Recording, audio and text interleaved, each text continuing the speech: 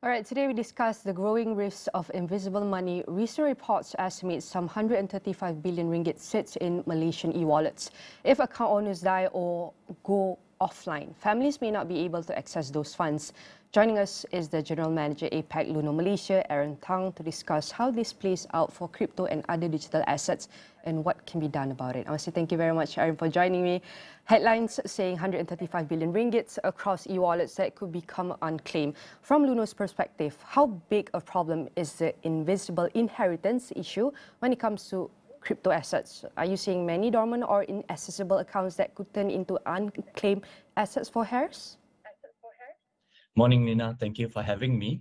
So it's quite an interesting problem that you mentioned, because specifically in the digital asset world, actually, this problem has existed for quite a few years I would say, in the unregulated digital asset space. So currently, there are multiple ways to store your digital assets, your crypto. So for example, you could use a regulated platform like Luno. That's the easiest and most convenient way to store your crypto. But for many years, before regulated exchanges came out, people were actually storing their digital assets, crypto, on their hard drives. They were storing it on USB sticks and so on. So actually, back in those days, when people lost access to their USB drive, or they forgot their passwords, or they just switch computers and so on, losing access to cryptocurrency was actually quite a common thing. And you'll see in some of the news headlines in the past, or a man has lost 100 million, which is stuck in his hard drive in a trash dump, what do you call that? Dump somewhere. So that was what happened years ago. I think interestingly, with the what do you call it, approach of having regulated digital asset exchanges, regulated wallets today, this is one of the ways in which we can solve the problem. Because when you work with a regulated exchange and a regulated wallet and so on, if there is a problem with the account, or if somebody passes away, unfortunately, the family can actually approach the crypto exchange, and there are processes in place where the assets can pass on. So it's quite an interesting problem, because it's kind of the other way around in the crypto world. We used to have problems before, but now with regulations, these are changing for the better. Maybe the consumer, from your explanation, we can see it's a bit complex for them to understand this, because regulation is something that we have to adhere to. And unlike e-wallets tied to phone numbers, crypto depends on keys, private credentials. Can you explain for viewers the practical differences between custodial services, exchanges like Luno, and self-custody, private wallets, particularly in how each model affects an heir's ability to recover funds after the owner dies? Sure, definitely, Nina. So at its base, what do you call it? At its base technology, a crypto wallet is a piece of computer code. And to access that crypto wallet, you need what is known as a private key. So a private key is a piece of cryptographic information that with this private key, you would be able to access the funds in your wallet. Now, there are multiple ways to store that private key. Now, something that we mentioned previously, some people prefer to store this privately, and that's totally fine, right? Some people are very, very good technologists. They're able to store that private key in a very secure manner. So maybe they use their very secure computer at home, or maybe they keep it in a safe, or so on. So that's one way of storing the crypto assets. Now, the other way of doing it is to use a custodial service. A custodial service is merely a company which is licensed or approved to hold the crypto or digital assets on behalf of the customer. So an example of that would be an exchange like Luno. We are allowed, or we are approved to hold the customer's digital assets private wallet, private key.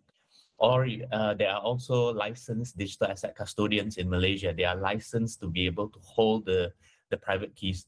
So the interesting thing about these private keys is because it grants you access to your digital assets, that means that whoever holds the private key is actually very, very powerful, because they actually control the asset. So again, imagine if you were an individual and you lost your private key, there's actually nobody that will be able to save you if you are holding the private key yourself.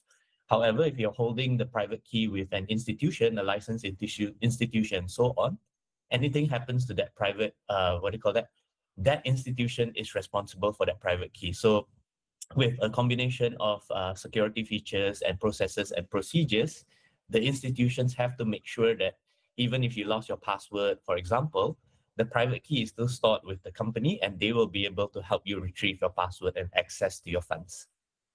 Other than this, Aaron, what also other concrete features can exchanges implement to reduce the unclaimed risks like nomination fields, beneficiary registrations, dormant account workflows, or secure legacy access processes? And has Luno implemented for piloted any of this? I think the number one thing that perhaps lacking today, not just for digital assets, I think even in the financial services, is the process of actually transferring assets from one person passing on to their inheritors or the next generation. So I think it starts with that, having a very, very clear policy. So for example, at Luno, we have a very clear defined policy on our website. In the event that somebody has passed on, the process is actually very clear. What documents you need to submit, what documents from the courts that you need to prove that, okay, you are the rightful inheritance and so on. So I think this is something that I think, perhaps it is a bit of a taboo topic, right? Nobody wants to really talk about this, but it's something that I think as an industry, not just ourselves in the crypto industry, but I think all financial institutions, we can continue to spread the word about, raise awareness about how actually the process of passing on is. And it's actually not a very, very, I would say it's not a very overly complex process. The only thing is that it takes time. So it can take quite a long time for the necessary documents to be issued from the courts or from the authorities to be able to prove that, okay, I'm the next of kin and I deserve these assets. And talking about authorities in between individuals, we're also talking about authority within this platform, within this app, within this digital assets. And as you mentioned, it's not easy for transferring assets because a lot of security that we have to go through and a lot of confirmations. So where does the responsibility sit between providers and regulators? Should regulators like BNM mandate standards for digital asset succession or a nomination registry, which we know that they are doing right now, some of the focus? Or what practical regulatory changes would you like to see to protect consumers and their heirs? Yeah, this is, I think, the current, often the longest time lag at the moment is getting what we call, I believe it's called the letter of administration or a grant of probate. Now, this document itself is the sort of key document that once you bring this document to a financial institution or you bring it to a company like Luno, then the process of actually giving the funds out to the customer is very fast, right? It can take a matter of days or perhaps a week or two, right? That process is actually quite easy. I think the challenge that we have, and I'm not going to assign blame to any particular party or anything, right?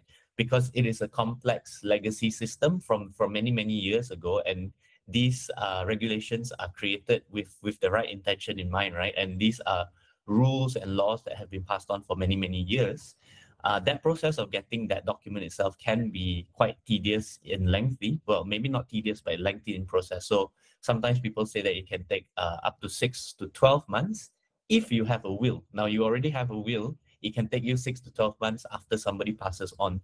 If you don't have a will, that can take even longer. So again, I'm not a legal expert, but I think if the what do you call it, the infrastructure of the land or in Malaysia, we could find a way to make this process shorter while still being heavily secure and proper, then I think that will greatly improve the process. And for viewers who hold crypto on exchanges or in wallet balances, one of the ways for security purpose, you have mentioned that it's very important for us to hold the key credentials.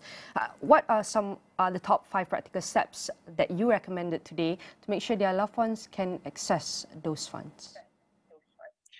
I think the most important thing, especially if you're using any financial institution, is to have that will that basically explains, okay, what happens, where my assets are. It's not just about Luno, right? It's, I have assets in this bank, this institution, my insurance is this and this and so on. If people were to clearly define that in a legal document or a will, and I'm not saying that, it has to be a super expensive will with lawyers and so on. I believe there are many financial institutions today that actually allow you to draft out a will for somewhat reasonable price already today, right? So I think that would be something very, very powerful for people, especially when you have dependents, or especially once you reach a certain age, or perhaps once you have a certain amount of assets, right? I think that would be something very powerful to have that will. Now, specifically for customers who may be, custodizing their crypto assets themselves, they have to understand that it is the next level of responsibility. So I think, people have used many ways, for example, having multiple copies of that private key. So for example, they may have one in one bank, they may keep another with their parents' home, or they may keep another with a trusted friend, or so on. And then, of course, having very, very clear instructions for their family members. Okay, if this tragic scenario, or this scenario that nobody wants to talk about, if that happens, what are the steps to be taken? So I think, for example, even if you were to have a will, right, it's not that easy for your next of kin to understand what to do if you don't leave them written instructions. So I think there's the sort of institutional part of it, having the proper documentation, but there's also the communication aspect of it, to talk to your family and loved ones about what happens next. And talking about what happens next is very important. You also share with us the process of a digital asset. It could be one of the challenges or one of the hardest part of it. And also the process maybe from the legacy, if there's no will or there's any proper document, it may take longer for them to access. But also we have to think of the risk after the family, the loved one receive it. For example, like legacy access mechanism, we can see that can be misused if not designed carefully, for example, by coercion or fraud, or by bypassing AML KYC safeguards. Your recommendation, how does Luno balance providing legitimate heir access while preventing fraud, money laundering, or even identity theft risks? Yeah, so we are guided by the regulations or the laws of the land. So basically, we follow the same guidelines and principles that are ascribed to financial institutions. So again, the proper letter of administration or grant of probate from the high courts and so on. So these are basically safeguards to ensure that somebody who actually comes, or the administrator who comes to a company like Luno, and we've done this multiple times already. So we have quite a good established process to be able to confidently say that, okay, this is indeed somebody who has passed on.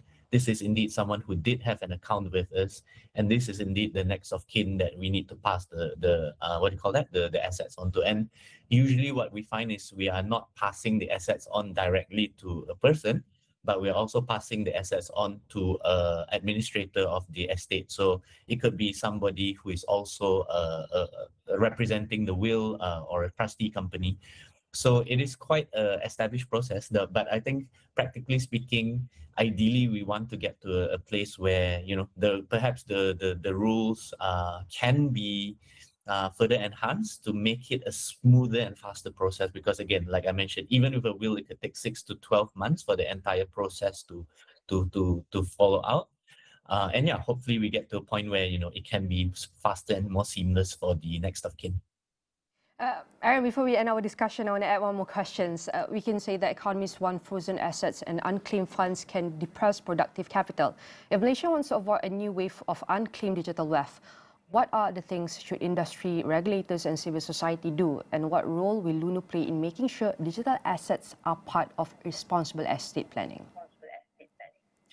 Yeah, I think it starts with, again, education and awareness. I think particularly in an industry like us, right, we are, I think the first Bitcoin was 2009. So maybe only about 15, 16 years. It's only really come into the mainstream over the last couple of years. So it's quite hard even for, a 20-year-old or 30-year-old, when they're thinking about accumulating wealth, to be thinking about things like, estate planning, what happens when I pass on and so on. But I think as the industry matures, this is a matter of us continuing to work together as an industry. For example, right now we have on material on our website, right? Luno, we have material on our website on what happens if somebody passes on and so on. But I mean, I would love to see us take the next step in terms of bringing that message further out to people, not just about crypto assets, right? But to all financial institutions, to all financial assets. How can we, as an industry, continue to promote awareness of responsible what do you call that, estate planning. And I think we also work together with financial advisors and so on. We constantly remind them that, hey, if you store crypto with a company like us, there are policies, there are procedures, and please also continue to educate and encourage your clients, because I think estate planning, even for me personally, is something that often is an afterthought, but we do need to keep talking about it, and we do need to keep encouraging it.